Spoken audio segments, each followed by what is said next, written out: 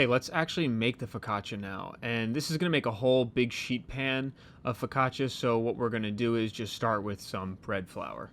Next thing we're going to need is water. And I use filtered water, which we will put on the stove top and bring to around 95 degrees Fahrenheit. While the water is warming on the stove top, you're going to want to gather your other ingredients. So active dry yeast, our Parmesan salt and herb mixture, extra virgin olive oil for putting into the dough, and just plain white sugar. So by now your water should be heated up and we can mix the dough. So we're going to grab our stand mixer and put it on low, bring over our water at 95 degrees Fahrenheit, and slowly pour it into the mixer. After the water begins to incorporate, you can then add your yeast, and I just did this kind of slowly because this mixer was pretty full. So yeah, just shake it in a little bit at a time. Make sure it's evenly distributed. And we could also go ahead and scrape down the mixer again. It's fine. I'll get over it. Now you're going to want to throw in your herb mixture with the cheese and the salt. You're going to throw your table sugar in, as well as your olive oil. Once this mixture has all come together for about 8 to 10 minutes on medium speed, we're going to pull our dough out. It's going to be really wet, so we're going to need to do a slap and fold technique to kind of bring it together. It can kind of make you want to cry when you're working with dough like this because you think it's just going to be a complete failure, but it actually comes out really great. It's perfect for dipping in like mussels sauce or just plain tomato sauce, or of course putting olive oil on top. Once the dough is handleable and cohesive, go ahead and drag it and twist and pull it together just like I do in some of my roll videos, and you will achieve a nice round ball, hopefully. Scrape it off your countertop and throw it into a well-greased bowl. Flip the bowl around so that it's covered on all sides, and then finally cover it with plastic wrap and allow it to rest at room temperature for around an hour or so.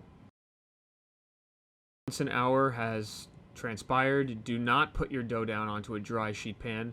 Go ahead and load it up with extra virgin olive oil on the bottom, and then we're also going to want to put some salt on the bottom. I use nice flake salt here, which will give it this awesome crispy salty brown crust when we are totally done.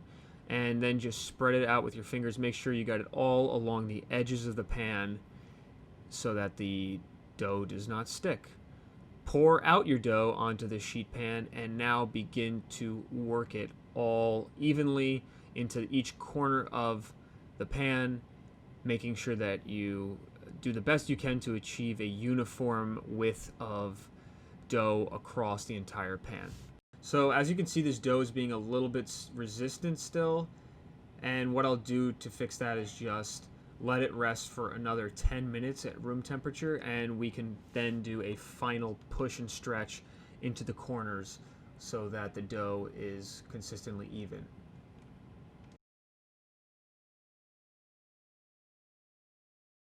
So 10 minutes later, we're ready to finally prep our dough, and we'll just give it a further push there. It's actually much less resistant now. Just from a brief 10-minute rest, it's pretty amazing what that can do if you're just patient with working dough. And now, since it's so nice and wet, we can just press all of our ingredients that we want to incorporate into our focaccia into the top of this bread. So I used cherry tomatoes, which I quartered, some roasted red peppers, and my favorite kalamata olives. This is going to be very delicious.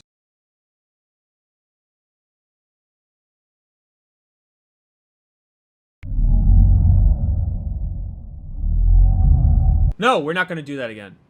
We're just going to cover it with olive oil on top. If you have aerosolized olive oil, even better, spray it all on the top and then cover it with plastic wrap, because when you take it off, it'll make it so much easier and it will achieve a brown top as well. So cover it and then put it in your fridge overnight. Yes, that's what we're going to do. We're going to put it in the fridge overnight. So here we are, it's the next morning, and we've put our oven to 475 degrees and cooked this for about a half hour, and that is what we are left with. A beautiful brown and crusty focaccia ready for some dipping in mussels or a clam sauce, or like I said, just of course everybody's favorite extra virgin olive oil. Shove a spatula under there and make sure it is not stuck, and then you're going to want to take it out pretty quickly and put it on a cooling rack so that the bottom doesn't become soggy from all the steam.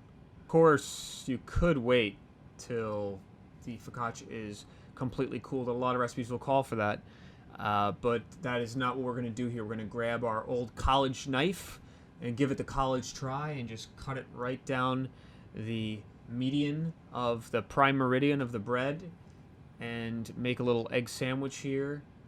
Put a little mustard on, the often mentioned Gulden's Dijon.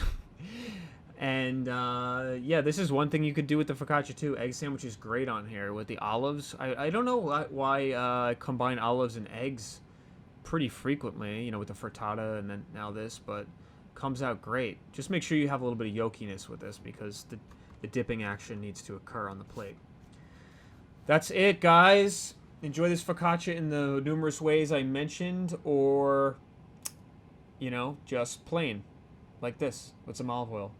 Thank you. We'll see you soon. Be well.